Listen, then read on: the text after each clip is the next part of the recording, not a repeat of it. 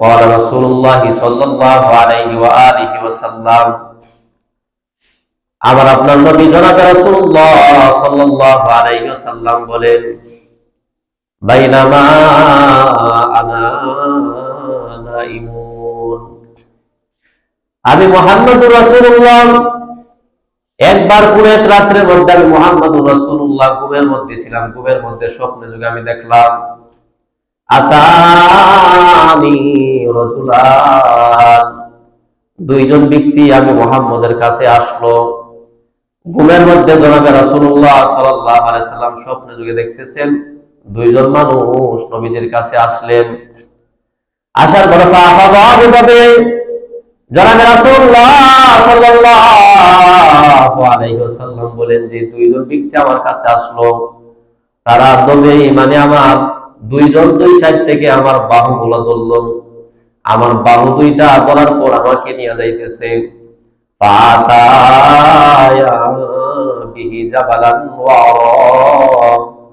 আমাকে দুইজনের দুই বাহু ধরে আমাকে দুর্গম একটা পাহাড়ের কাছে নিয়ে গেল।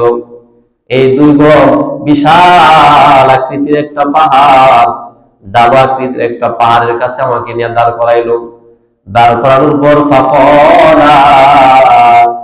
ওই দুইজন ব্যক্তি বলল, সম্মানিত হাজিরিন, আমি আপনাদের সম্মুখে সূরাতুল বাকারার 184 নম্বর আয়াত থেকে তেলাওয়াত করলাম। আয়াতের সাথে সামঞ্জস্যপূর্ণ বিশ্ব মানবতার মুক্তির দূত জনাবে রাসূলুল্লাহ সাল্লাল্লাহু আলাইহি ওয়াসাল্লামের অসংখ্য অগণিত হাদিস থেকে একখানা হাদিসের অংশ বিশেষ পাঠ করলাম। আয়াত এবং হাদিসের এই অংশকে সামনে রেখে আজকে আমরা যে বিষয়টা নিয়ে আলোচনা করব সেটি হলো, আল্লাহ তাআলা আমার আপনার উপর রমাদানুল মুবারকের রোজাকে আল্লাহ তাআলা ফরজ করছেন। আল্লাহ তাআলা বলেন, ইয়া আইয়ুহাল্লাযীনা আমানু, হে ঈমানদারেরা, কুতিবা আলাইকুমুস সিয়াম, আমি আল্লাহ তাআলা তোমাদের উপর রমাদানুল মুবারকের রোজাকে ফরজ করলাম। কামা কুতিবা আলাল্লাযীনা মিন ক্বাবলিকুম লাআল্লাকুম তাত্তাকুন, বলে এই রোজাকে তোমাদের পূর্ববর্তীদের উপর ফরজ করা হয়েছিল। বলে রোজা তোমরা কেন রাখবা? লাআল্লাকুম তাত্তাকুন, যাতে করে তোমরা তাকওয়া অবলম্বনকারী মুত্তাকি হতে পারো। আল্লাহ তাআলা আমার আপনার উপর রমজানের রোজাকে ফরজ করছেন। বলে দেখতে দেখতে আজকে 9তম রোজা আমাদের কাছ থেকে একেবারে চলে যাইতেছে বিদায়ের পথে।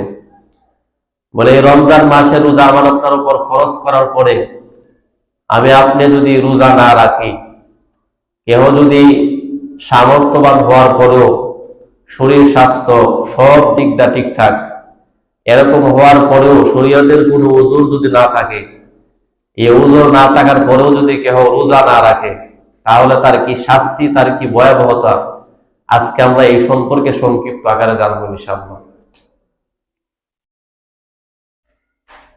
রমাদানুল মুবারকের রোজা আল্লাহ তাআলা আমাদের উপর ফরজ করছিলেন।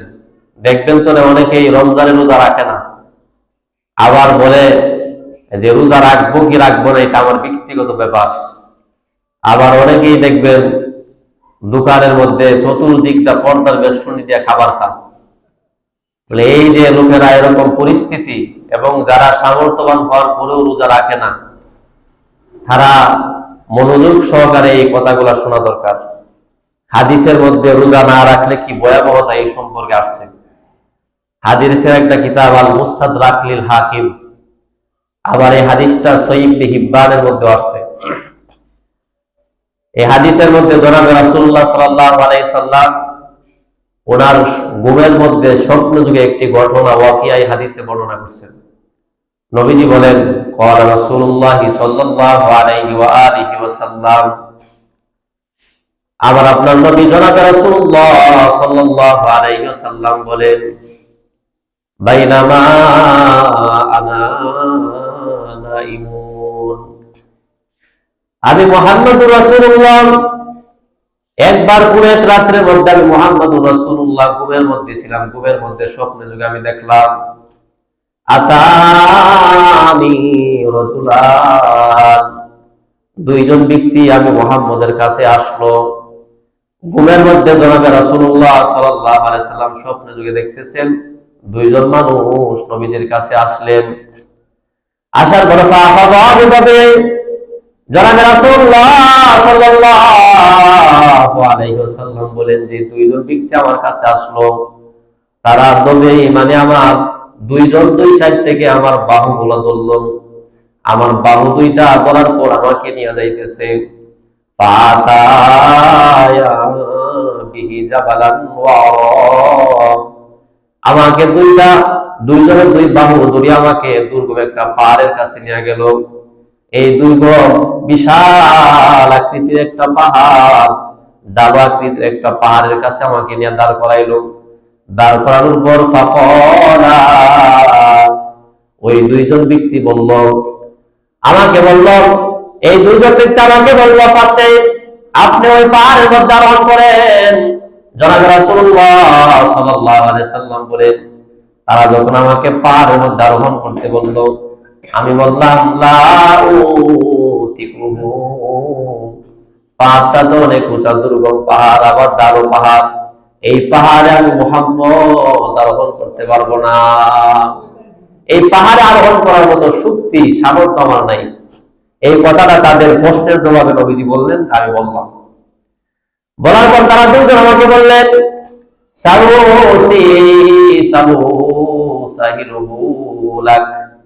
হে মুহাম্মদ রাসূলুল্লাহ, আপনি পাহাড়ে ওঠার জন্য চেষ্টা করেন, আমরা আপনাকে সাপোর্ট করব, আপনাকে সাহায্য সহযোগিতা করব। এই পাহাড়ে ওঠার জন্য যতটুকু সাহায্য করা দরকার, সহযোগিতা করা দরকার আমরা করব। জনাবে রাসূলুল্লাহ সাল্লাল্লাহু আলাইহি সাল্লাম বলেন, ফাসাইবতু, আমি পাহাড়ের মধ্যে উঠতে আরম্ভ করলাম। উঠতে উঠতে আমি যখন পাহাড়ের মধ্যকার যখন আমি গেলাম, হঠাৎ করে আমি বিকট আওয়াজ শুনতে পাইলাম। এই দুইজন মানুষকে আমি জিজ্ঞাসা করলাম, এই আওয়াজ বিকট প্রকারের আওয়াজ কোথায় থেকে আসতেছে?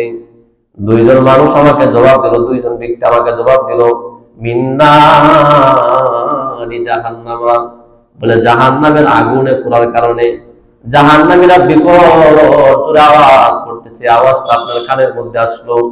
এইটা শোনার পর নবীজি বলেন, সুম্মান তালাকাবি, আবার আমি সামনের দিকে অগ্রসর হতে লাগলাম। কিছু দূর যাওয়ার পর ফাইদা কানা আনা বিকৌমিন মুআল্লাকিনা বিআরাকিহিম, নবীজি বলেন আমি যখন কিছু দূর গেলাম, বিকৌমিন এমন একটা সম্প্রদায়ের সাথে, এমন কিছু লোকের সাথে আমি মুহাম্মদ রাসূলুল্লাহ সাক্ষাৎ হয়ে গেল, যাদের পা দুইটাকে উপরের দিকে দিয়ে বাঁধা, মাথাটা নিচের দিকে দিয়ে জোড়ানো অবস্থায়। বলে শুধুমাত্র তাই না, নবীজি বলেন মুশাক্কাকাতিন আসদাকুহুম, এরকম অবস্থায় তাদের গাল, তাদের ছোঁয়াগুলাকে করার দ্বারা চিপতেছে ফেরেশতারা।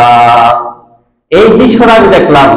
এই দৃশ্যটা একটু ভাবেন, পাও দুইটা উপরের দিকে দেওয়া বাঁধা, মাথাটা নিচের দিকে দেওয়া, এমন অবস্থায় বলে মুশাক্কাকাতিন আসদাকুহুম, তাদের গাল যে ছোঁয়াল, এই ছোঁয়াল করার দ্বারা এরকম ভাবে চিরতেছে, কর্তন করতেছে। ওই দৃশ্যটা আমি দেখলাম। এই কর্তন করার কারণে নবীজি বলে তাসিল আসদাকুহুম দামা, তাদের এই গাল ছোঁয়াল বেয়ে বেয়ে রক্তগুলা পড়তেছে, বেরোজাদার দ্বারা তাদের এই হালাত।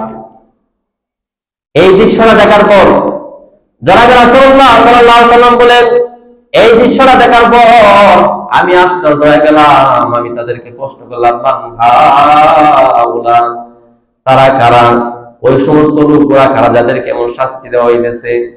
ফেরেশতারা জবাব দিলেন, আল্লাযীনা ইউতিকুনা ক্বাবলা তাহিল্লাতি সাওমিহিম, তারা ওই সমস্ত লোকেরা যারা রোজা রাখছিল ঠিকই, কিন্তু ইফতারের আগে রোজাগুলা ভঙ্গ করে ফেলছে, বন্ধুদের ছড়াই পড়ে অথবা অন্য কোনো কারণে রোজাগুলা ভঙ্গ করছে, তাদেরকে আল্লাহ তাআলা কিয়ামতের আগ পর্যন্ত, হিসাব নিকাশের আগ পর্যন্ত এইভাবে শাস্তি দিতে থাকবে। হিসাব নিকাশ হওয়ার পরে তো শাস্তি আসেই, বলি না হিসাব নিকাশের আগে কিয়ামত পর্যন্ত এমন তাদের পা দুইটাকে উপরের দিকে ঝুলায়া, মাথাটা নিচের দিকে দিয়া এরকম শাস্তি দিয়ে থাকবে। তাদের গাল ছোয়াল বেয়ে বেয়ে রক্তগুলা জমিনে পড়বে, তাদের গালের মধ্যে করাত দিয়ে কর্তন করতে থাকবে। বলে তারা ওই সমস্ত রোজা রাখছিল, কিন্তু ক্বাবলা তাহিল্লাতি সাওমিহিম, এই ইফতারের আগেই রোজা ভঙ্গ করছে। তাদের হালত, আর তারা একেবারে রাখেই না, তাদের হালত কি হবে আপনার নিজেই চিন্তা করুন। বলে রমাদানুল মুবারকের যে রোজা, এই রোজাগুলা কত দাম, কত মূল্য। হযরত আব্দুল্লাহ ইবনে মাসউদ রাদিয়াল্লাহু তাআলা বলেন, قال আব্দুল্লাহ ইবনে মাসউদ রাদিয়াল্লাহু তাআলা আনহু, নবীজির সাহাবা হযরত আব্দুল্লাহ ইবনে মাসউদ রাদিয়াল্লাহু তাআলা আনহু বলেন, মান আফতারা ইয়াওমান মিন রমাদান মুতাআম্মিদান, যে ব্যক্তি ইচ্ছাকৃত রমজানের একটা রোজা ভঙ্গ করলো ইচ্ছাকৃতভাবে, বিন গায়রি সাফারিন ওয়ালা মারদিন, অসুস্থতা হয় নাই, সফরের মধ্যে বাইর হয় নাই, ইচ্ছাকৃতভাবে এমনি এমনি যদি একজন এক ব্যক্তি একটা রমজান মাসে রোজা ভাঙলো, আব্দুল্লাহ ইবনে মাসউদ রাদিয়াল্লাহু তাআলা বলেন, লাম ইয়াকদি আবাদা, সে যদি ধারাবাহিকভাবে সারা বছর ধারাবাহিকভাবে যদি সারা বছর রোজা রাখে, একটা রোজার হক আদায় হবে না। রমজান মাসের একটা রোজা রাখলে যে পরিমাণ সওয়াব আল্লাহর পক্ষ থেকে দেওয়ার নির্ধারিত করা যে সওয়াব, এই সওয়াব ওই বান্দা পাবে না। একটা রোজার মোকাবেলায় সারা বছর রোজা রাখছে। এমনিতেই যদি শরীয়তের মাসালা হলো রমজান মাসের এক রোজা ভঙ্গ করলে 60টা রোজা 2 মাস লাগাতার, এটা কাফারা। কিন্তু রমজান মাসের একটা রোজার মধ্যে যে প্রতিদান, যে বিনিময়, বেনিফিট আল্লাহ তাআলার পক্ষ থেকে দেওয়া, আল্লাহ তাআলা দিয়া থাকেন, বলে এই এক রোজার মোকাবেলায় সারা বছর রোজা রাখলো একটা রোজার হক আদায় হবে না। এই জন্য রমজান রোজাগুলা গুরুত্ব সহকারে রাখা, অবহেলা না করা, অনর্থক ইচ্ছাকৃতভাবে এরকম রোজা ভঙ্গ না করা। আল্লাহ তাআলা আমাদেরকে রমজানের বাকি রোজাগুলো রাখার তৌফিক দান করুন। যে রোজাগুলো চলে গেছে, যারা রোজা রাখছি, আল্লাহ তাআলা আমাদের রোজাগুলো কবুল করুন। যারা রাখি নাই, আজকের থেকে তওবা করেন, এই রোজাগুলো, সামনের রোজাগুলো আর যাতে মিস না হই, এইদিকে সতর্ক হওয়া। আল্লাহ তাআলা আমাদেরকে রোজা রাখার তৌফিক দান করুন। এখন আপনি যদি রমজান মাসে রোজা রাখেন, আপনার কি ফায়দা হবে, লাভ কি হবে?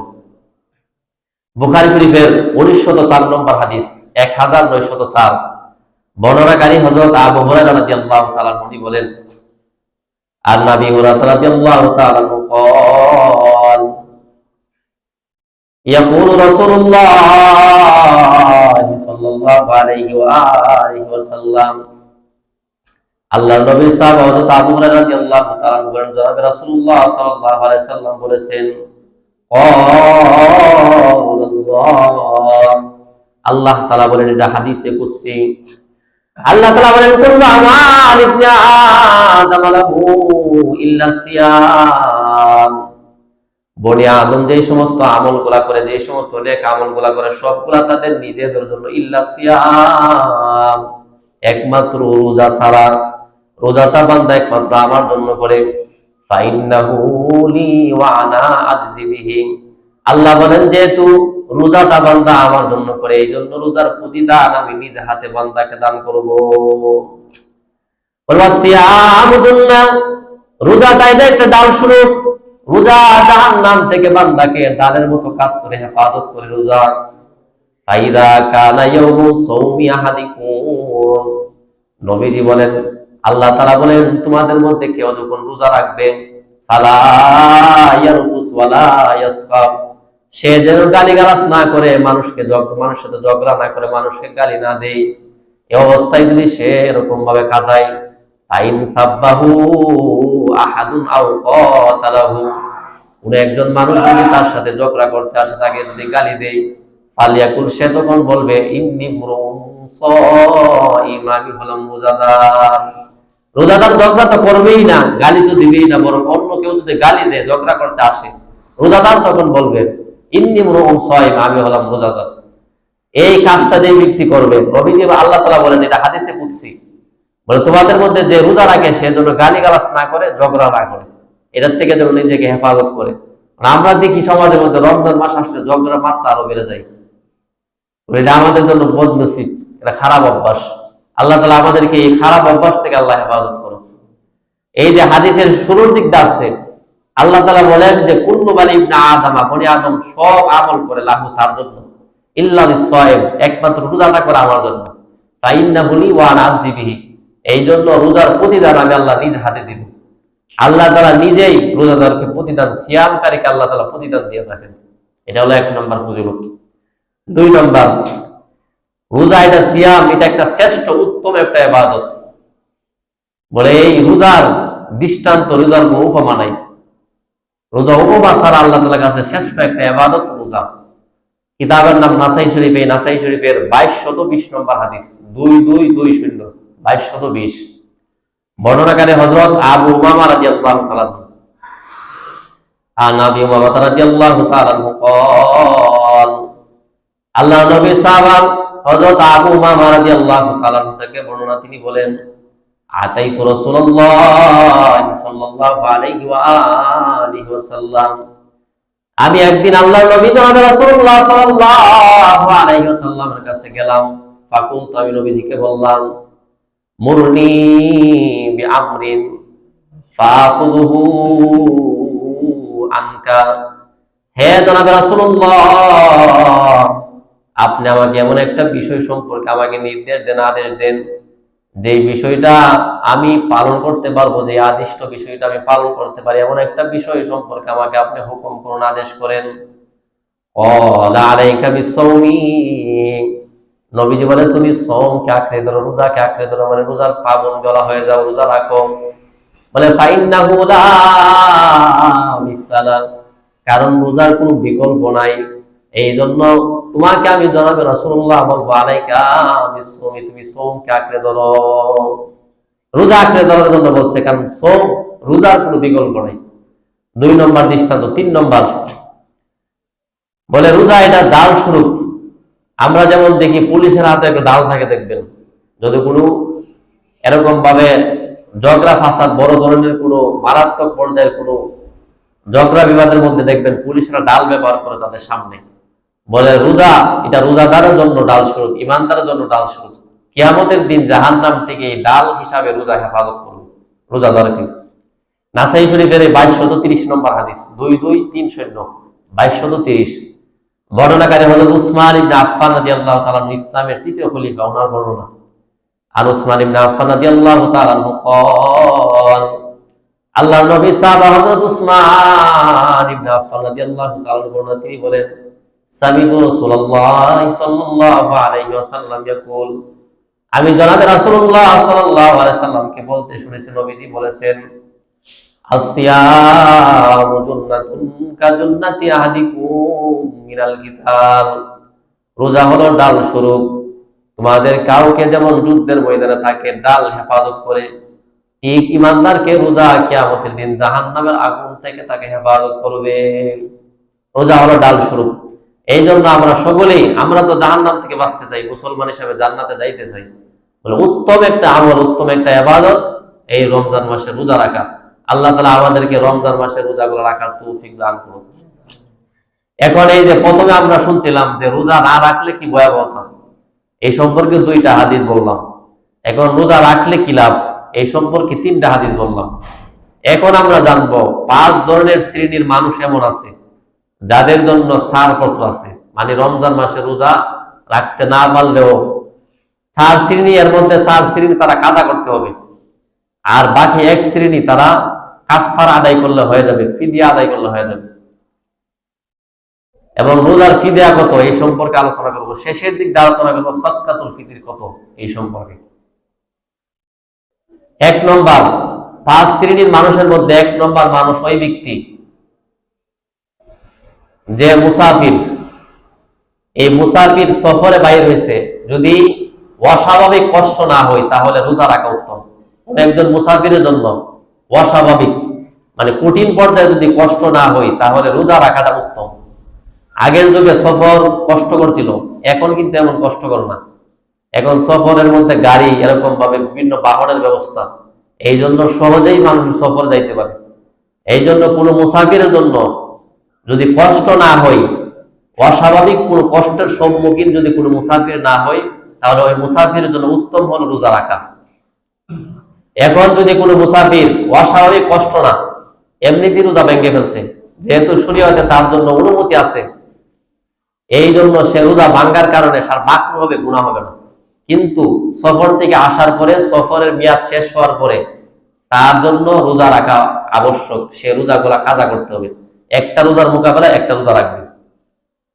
এটা হলো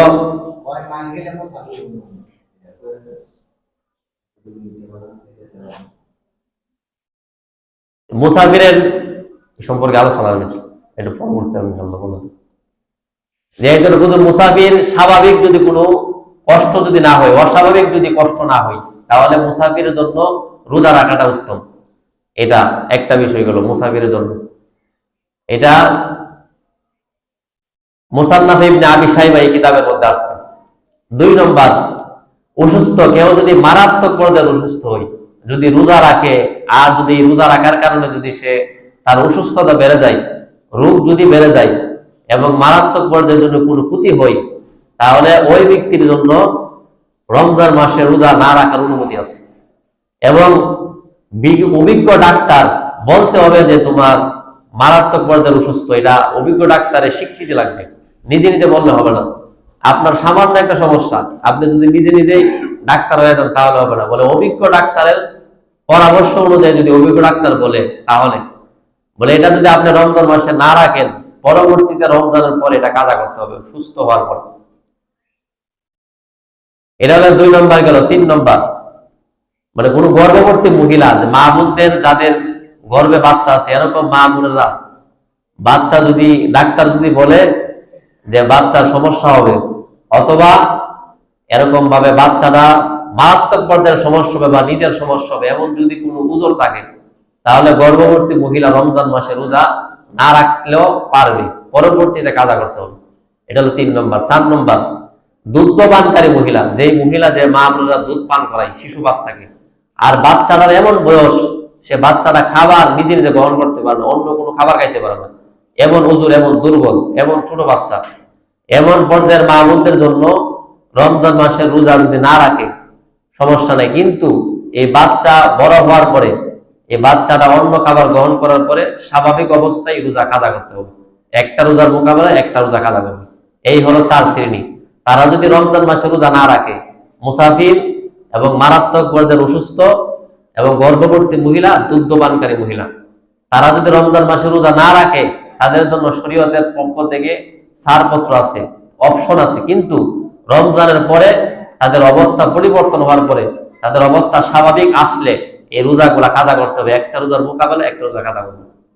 5 নম্বর, যে অত্যন্ত দুর্বল বৃদ্ধ লোক, যে বয়সের কারণে একবারে তরতরে বুড়া, আমরা যাকে বলি, এত এর পরিমাণ বয়স হয়েছে যে উনি নিজের ব্যালেন্স ঠিক নাই, এরকম যদি কোনো মুরব্বী হয়ে থাকে, বয়স্ক লোক হয়ে থাকে, তাহলে ওনার জন্য রমজান মাসের রোজা না রাখার অনুমতি আছে। তবে ওনার প্রত্যেকটা রোজার মোকাবেলায় ফিদিয়া আদায় করতে হবে। বলে ফিদিয়াটা কত? বলে একটা রোজার মোকাবেলায় উনি 2 জন মিসকিনকে উনি খাবার খাওয়াবে, একজন মিসকিনকে 2 বেলা খাবার খাওয়াবে, আর যদি 1 বেলা খাবার খাইতে চায় তাহলে 2 জন মিসকিনকে খাবার খাওয়াইতে হবে, আর একজন মিসকিনকে, একজন গরিব মানুষকে 2 বেলা খাবার খাওয়াবে, অথবা 2.5 কেজি গম এর মূল্য পরিশোধ করে দেবে, সৎকা করে দেবে। এটা হলো রোজার ফিদিয়া, কাফারা। ওই ব্যক্তির জন্য যে অতি দুর্বল, যার সুস্থ হওয়ার সম্ভাবনা নাই, যা ভালো হওয়ার সম্ভাবনা নাই, পরিবর্তনের সম্ভাবনা নাই, এমন ব্যক্তিদের জন্য রমজান মাসে যদি রোজা না রাখে তাহলে ফিদিয়া আদায় করতে পারবে। আর বাকি যে 4 শ্রেণী আছে, যদিও শরীয়তের উজরের কারণে রোজা রাখতে পারে নাই, কিন্তু পরবর্তীতে এই রোজাগুলা কাজা করতে হবে। এই হলো 5 শ্রেণী সম্পর্কে জানলাম। এখন সদকাতুল ফিতির, এই সম্পর্কে জানবো। সদকাতুল ফিতির কত? সদকাতুল ফিতির এটা গরিবের হক, ঈদগাহে যাওয়ার আগে আদায় করা মুস্তাহাব, যদি কেউ না পারে পরেও আদায় করলে হবে, কিন্তু উত্তম হলো ঈদগাহে যাওয়ার আগে সদকাতুল ফিতির আদায় করা। সদকাতুল ফিতির এর সময়সীমা, বলে এটার কোনো নেশাবের নির্দিষ্ট সময়সীমা নাই, বরং কেহ যদি ঈদের দিনের আগ পর্যন্ত যদি কেহ নিজের পরিবারের আসবাবপত্র, নিজের পরিবারের প্রয়োজনীয় জিনিস, ব্যবহার যে জিনিসগুলা প্রয়োজনযোগ্য, এই ব্যবহারিত জিনিসগুলো যদি আঞ্জাম দিতে পারে, পরিবারের দায় ভার বহন করতে পারে, ওই ব্যক্তির উপরেই ফিদিয়া দেওয়া জরুরি, ফিদিয়া দেওয়া ওয়াজিব। বলে এখন ফিদিয়া যে দিবে, বলে আপনার একটা বাচ্চা ঈদের দিন সুবে সাদেকের সময় জন্মগ্রহণ করছে, ঈদের দিন সুবে সাদেকের সময়, ওই বাচ্চাটারও ফিদিয়া দিতে হবে, সদকাতুল ফিতির আদায় করতে হবে। বলে সদকাতুল ফিতির কত? মাথা পিছু কত? আমাদের বাইতুল মুকাররমের খতিব আল্লামা আব্দুল মালেক হাফিজাহুল্লাহ তাআলা, ওনার তত্ত্বাবধানে 25 তারিখে একটা সদকাতুল ফিতিরের মিটিং সংগঠিত হয়েছে ইসলামী ফাউন্ডেশনের অন্তর্গত। বাইতুল মুকাররমে। এর মধ্যে সিদ্ধান্ত হয়েছে বলে সদকাতুল ফিতির যারা সামর্থ্যবান তারা এরকম ভাবে পাঁচ ধরনের পাঁচ জিনিসের মাধ্যমে সদকা ফিতর আদায় করতে পারবে। এর মধ্যে একটা হলো যে কারো যদি আল্লাহ সমর্থন দেন, কেউ যদি টাকা পয়সার মালিক হন, তাহলে সে পনিরের মাধ্যমে সদকা ফিতর আদায় করতে পারে। পনির একসা মানে 3 কেজি 300 গ্রাম। এই 3 কেজি 300 গ্রাম পনির বাজার দর হিসাবে 850 টাকা কেজি। এই হিসাবে তার সদকাতুল ফিতর হলো 2805 টাকা। এর মধ্যে যদি কেউ যদি না বলে আমি এর পরেরটা দেব, এর পরেরটা হলো কেউ যদি দিতে চাই বলে কিসমিস দিয়া দিতে চাই, বলে আমি কিসমিস দিয়া দিব, তাহলে তার সদকাতুল ফিতর হবে 2640 টাকা। এখন কেউ যদি খেজুর দিয়ে দিতে চাই 750 টাকা কেজি ধরলে এই 3 কেজি 300 গ্রাম এর মোট হিসাব হলো 2475 টাকা। এটাও যদি কেউ দেই, মানে প্রত্যেকটা জিনিস দেওয়ার ক্ষেত্রে মাঝামাঝিটা লক্ষ্য করা হয়েছে। মাঝামাঝিটা বলে একবারে সর্বনিম্নটাও না আবার উচ্চটাও না, মাঝামাঝি জিনিসটাকে নির্ধারণ করা হয়েছে। আর সর্বনিম্ন সদকাতুল ফিতর হলো 110 টাকা। কেউ যদি বলে না আমার এত সামর্থ্য নাই, তাহলে কমপক্ষে 110 টাকা দিয়া হলো সদকা ফিতর আদায় করতে হবে। এখন সদকা ফিতর আপনি দিবেন কই? বলে সদকা ফিতর দেওয়ার জন্য আপনি একসাথে একজনকে দিতে পারেন, গরিব মানুষকে, অথবা আপনি আলাদা আলাদা ভাবে সদকা ফিতর আদায় করতে পারেন। তবে উত্তম হলো একসাথে দেওয়া। আর বিশেষ করে যারা জাকাত আদায় করবেন, জাকাতের জন্য সবচেয়ে উত্তম পথটা হলো যে আপনি জাকাতের টাকা হিসাব করার পরে এই টাকাগুলো আপনি একজনের জন্য কোনো একটা গরু কিনে দিলেন বা গাড়ি কিনে দিলেন কোনো একজন গরিব মানুষকে, দেখা যাবে এর দ্বারা আপনার জাকাত আদায় হবে এবং মানুষের জন্য যে একটা ইহসান করা, অনুগ্রহ করা, গরিবের সহযোগিতা করা, এটাও হয়ে যাবে। এই জন্য আমরা সদকাতুল ফিতর আমরা সকলেই ঈদগাহে যাওয়ার আগে ইনশাআল্লাহ আমাদের পরিবারের যে সদস্যরা আছে মাথা পিছু যারা পারি না সর্বনিম্ন 110 টাকা, সর্বোচ্চ 2805 টাকা যারা পারি, আল্লাহ তাআলা আমাদেরকে এই সদকাতুল ফিতর আদায় করার ঈদগাহে যাওয়ার আগে আদায় করার তৌফিক আল্লাহ তাআলা দান করুন। আজকে যে বিষয়গুলো নিয়ে আলোচনা করলাম, রোজার ভয়াবহতা সম্পর্কে, রোজা রাখলে কি লাভ, আল্লাহ তাআলা আমাদেরকে এই বাকি রোজাগুলা অবশ্য রাখার তৌফিক আল্লাহ তাআলা দান করুন এবং সদকাতুল ফিতর ঈদগাহে যাওয়ার আগে আদায় করার তৌফিক দান করুন।